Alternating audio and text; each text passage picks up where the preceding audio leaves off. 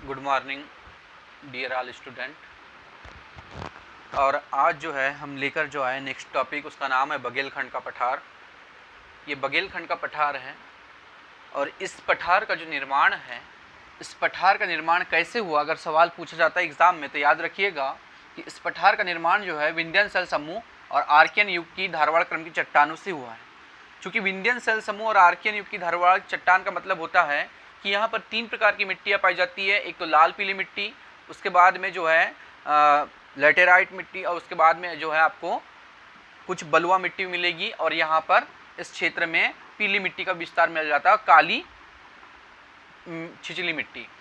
तो इस पठार का जो कुल भूभाग है ये मध्य प्रदेश में कुल कितना फैला हुआ है, तो मध्य प्रदेश के कुल 7% के भूभाग पर ये जो है विस्तृत है। यह पठार बघेलखंड का पठार मध्य प्रदेश के कुल 7% के भूभाग पर विस्तृत है और मध्य प्रदेश का सबसे छोटा पठार है।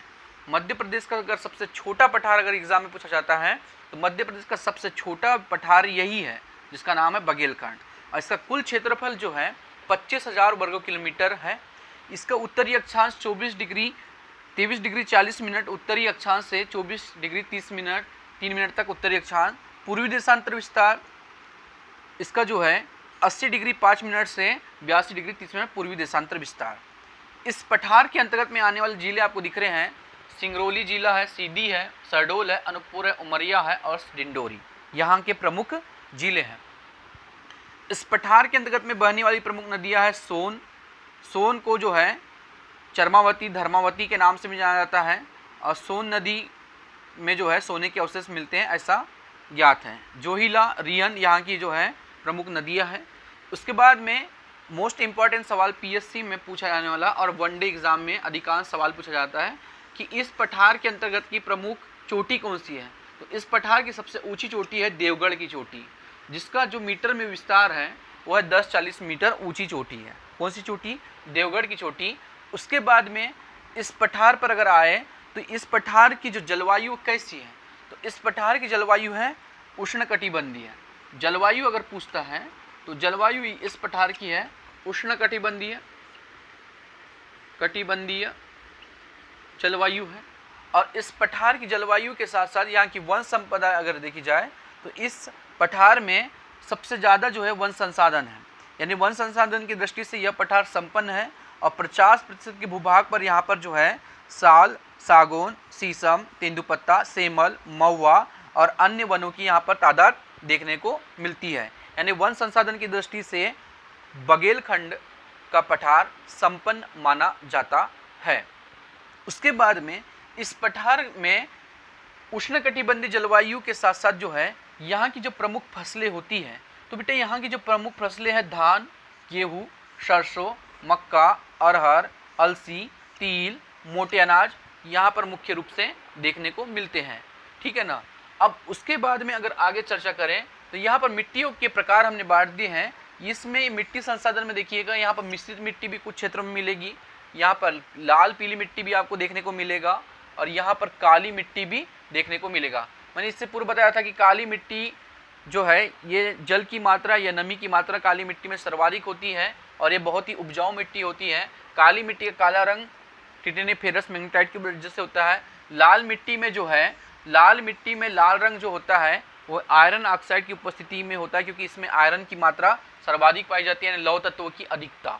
पीली मिट्टी का पीला रंग जो होता है फेरस ऑक्साइड, कौन सा ऑक्साइड? फेरस ऑक्साइड की वजह से होता है पीली मिट्टी का। मिश्रित मिट्टी इसमें जो है धूल रेत कण के जो है मिश्रित मिट्टी रहती है। कछारी जो कच्छ वाले क्षेत्र में पाई जाती है, इसमें रेतीली मिट्टी होती है। तो रेतीली मिट्टी में जो है यहाँ पर जो है सब्जियों का उत्पादन सर्वाधिक मात्रा में किया जाता है। उसके बाद में इस पठार का कुल क्षेत्र 25,000 वर्ग किलोमीटर है, ये हमने देख लिए। ठीक, इसके बाद अगर आगे चर्चा करें तो यह पठार का टेम्परेचर अगर तापमान देखें तो ग्रीष्म ऋतु में यानी गर्मी में यहाँ पर 40 से 42 डिग्री सेल्सियस तापमान होता है। गर्मी में यहाँ पर सर्वाधिक गर्मी भी पड़ती है। ठंड के समय में यहाँ पर सर्वाधिक ठंड भी होती है। यहाँ का जो ठंड में टेम्परेचर देख रहे हैं 10 डिग्री सेल्सियस से पारा 8 डिग्री सेल्सियस में भी चले जाता है। उसके बाद वर्षा यहाँ प्रतिवर्ष जो होती है 100 सेंटीमीटर से लेकर 125 सेंटीमीटर के मध्य में वर्षा होती है। अब जनजाति मोस्ट इम्पॉर्टेंट टॉपिक है यहाँ पर कि जनजाति इस पठार में आने वाली कौन से क्षेत्र में जनजाति कौन कौन सी जनजातियाँ यहाँ पाई जाती हैं। तो बेटा यहाँ जो पूर्वी क्षेत्र दिख रहा है, इस पूर्वी क्षेत्र में यहाँ पर सर्वाधिक ये वाले एरिया में जो है अधिकांश बैगा और गोंडों का विस्तार है। बैगा जनजाति और गोंड जनजाति का विस्तार पूर्वी क्षेत्र में देखने को मिलता है। उसके बाद मध्य वाला जो क्षेत्र आपको दिख रहा है यहाँ, तो मध्य वाले क्षेत्र में यहाँ पर कोरकू और आपको गोंड जाति का यहाँ पर विस्तार मिलेगा। पश्चिमी बघेलखंड में देखा जाए तो इस पश्चिमी बघेलखंड में जो है यहाँ पर आपको भील, भारिया, पनिका, उमराव और बिनहोर जैसी जो है प्रमुख यहाँ पर जनजाति आपको देखने को मिलेगी। ठीक, उसके बाद में अगर आगे हम चर्चा करें तो यहाँ पर और भी जो है यहाँ पर औद्योगिक केंद्र देखने को मिलेंगे। जैसे कि अगर इस पठार में अगर जाए तो यहाँ पर औद्योगिक क्षेत्र जो है आपको मिलेंगे। ठीक है, औद्योगिक केंद्र अगर आप देखना चाहे तो यहाँ पर बिड़ला घराना है, अमलाई पेपर मिल है, अमलाई पेपर मिल यहाँ पर आती है शहडोल में, इसको हटा देते हैं। ठीक है, आपने इसको नोट भी कर लिया होगा। स्पष्ट रूप से आप बारीकी से यहाँ पर विषय वस्तुओं को समझाया गया है और इसको आप जो है नोट बखूबी कर लीजिएगा, क्योंकि ये पीएससी और एक दिवसीय अन्य पुलिस, एसआई और जेल प्रहरी जैसी महत्वपूर्ण एग्जामों में यहाँ से सवाल पूछे जाते हैं। उसके बाद में हम आगे चर्चा करते हैं। इसको मैं हटा देता हूँ।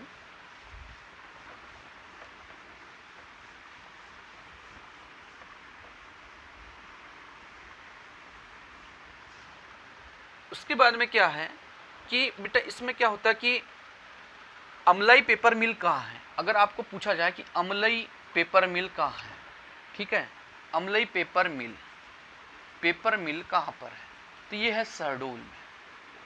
अमलाई पेपर मिल है, एकमात्र मध्य प्रदेश की अमलाई पेपर मिल है शहडोल में। ठीक है ना। सिंगरौली यहाँ पर जो जिला आया है, यहाँ पर सिंगरौली है। सिंगरौली को मध्य प्रदेश की ऊर्जा राजधानी भी कहते हैं। कौन सी राजधानी? सिंगरौली मध्य प्रदेश की जो है पूर्वी क्षेत्र में है और पूर्वी क्षेत्र में होने के साथ साथ जो है ये मध्य प्रदेश की ऊर्जा राजधानी है। कौन सी राजधानी है? ऊर्जा राजधानी। और सिंगरौली से ही जो बेटा मानक समय होकर जाता है, और मानक समय कहाँ से लिया गया मध्य प्रदेश का? तो सिंगरौली से, जो कि 82.5 डिग्री देशांतर है। ठीक है ना। मध्य प्रदेश का मानक समय रेखा एकमात्र सिंगरौली से होकर जाता है।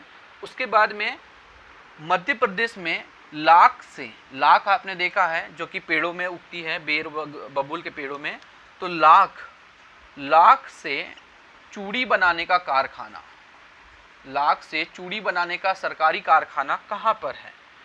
किसी को पता है क्या? तो लाख से चूड़ी बनाने का सरकारी कारखाना है उमरिया में। उमरिया जो कि इसी पठार के अंतर्गत में जिला है, तो उमरिया जिले में लाख से चूड़ी बनाने का सरकारी कारखाना स्थित है। उसके बाद में धार्मिक स्थल में यदि देखें तो अमरकंटक यहाँ पर ही है, अनूपपुर में अमरकंटक वगैरह। उद्यान यदि देखें यहाँ पर उद्यान, तो उद्यानों की दृष्टि से अगर देखें तो बांधवगढ़ राष्ट्रीय उद्यान कहाँ पर है? तो बांधवगढ़ आपका जो आता है, बांधवगढ़ राष्ट्रीय उद्यान,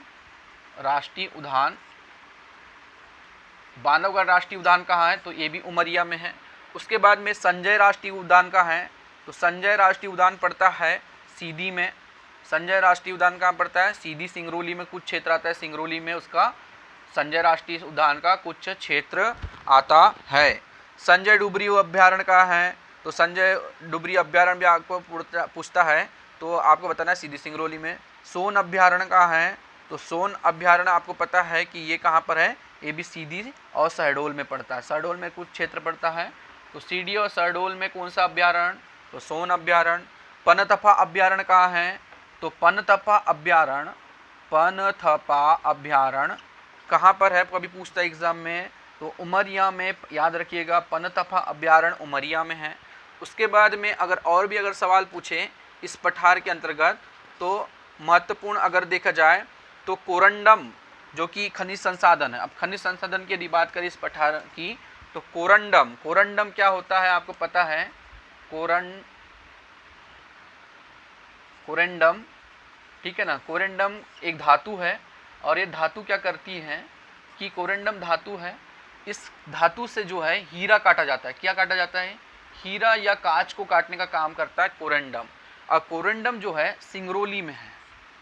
सिंगरौली में कोरेंडम पाया जाता है। खनिज संसाधन में अगर देखे जाए तो खनिज संसाधन में के रूप में भी ये काफ़ी संपन्न पठार है बघेलखंड और कोरेंडम। अमरकंटक में यहाँ पर आपको चूना पत्थर मिलेगा। शहडोल में अगर जाए तो शहडोल जो क्षेत्र है, शहडोल में कोल बेड मीथेन का संयंत्र है। कहाँ पर? आपका शहडोल में। और यूरेनियम भी जो बनता है, यूरेनियम ये भी आपका शहडोल में ही स्थापित खनिज संसाधन है। उसके बाद सोना चांदी, शहडोल और सीधी में मिलेगा सोना चांदी, ठीक है ना। तो ये प्रमुख जो है औद्योगिक केंद्र इस पठार के पाए जाते हैं। उसके बाद में भी इस पठार के अंतर्गत में यदि देखा जाए तो इस पठार के अंतर्गत में और भी चीज़ें आपको देखने को मिलेगी कि भाई ये मध्य प्रदेश का सबसे छोटा पठार है। और मध्य प्रदेश का सबसे छोटा पठार होने के साथ साथ इस पठार में और क्या क्या चीज़ें देखने को मिल सकती हैं। तो प्राकृतिक गैस के भंडार रिलायंस समूह के द्वारा जो है ये भी शहडोल में आपको देखने को मिलेंगे, ठीक है ना। पर्यटक बांधवगढ़ नेशनल पार्क का जो है आपको यही मिलेंगे, ठीक है ना।